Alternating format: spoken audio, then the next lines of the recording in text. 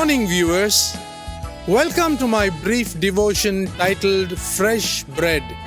And I do hope that it makes an impact in your life as you begin a new day in Christ. Turn with me to the Gospel of Matthew chapter 16, verses 21 to 23. Let me read these verses for you from my Revised Standard Version.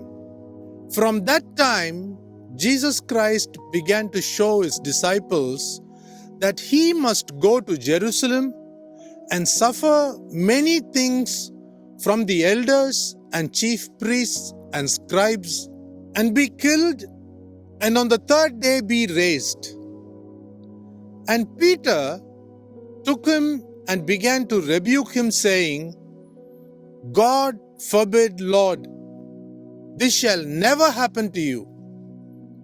But he turned and said to Peter, Get behind me, Satan.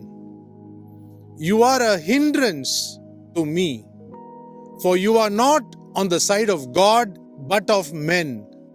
When Jesus Christ told in advance how we had to suffer and die, Satan, the enemy of God and man, took over Apostle Peter's thoughts to stop Jesus Christ from doing the will of God.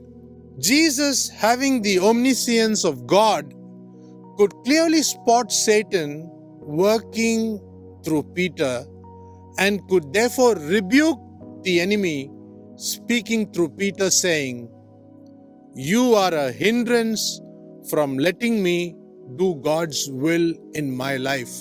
Even after being a disciple of Jesus Christ for nearly 3 years, Satan could still influence Peter.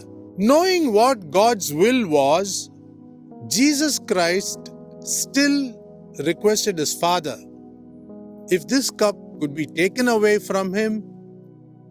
While in the flesh, I want to let all my viewers know it is very hard to fulfill the Word of God in our lives unless we receive help from the Holy Spirit. Imagine knowing everything in advance. Jesus Christ had to choose Judas Iscariot. What an assault on the mind our Lord would have gone through. Knowing the will of God beforehand concerning the struggles and the backstabbing, Jesus Christ had to go through all these things in his short span of 33 and a half years. Jesus, while in the flesh, I would say, struggled to fulfill the will of his Father. Consider the divine power and the supernatural strength Jesus Christ would have relied upon to go through this ordeal. Think about this. See you tomorrow, God willing.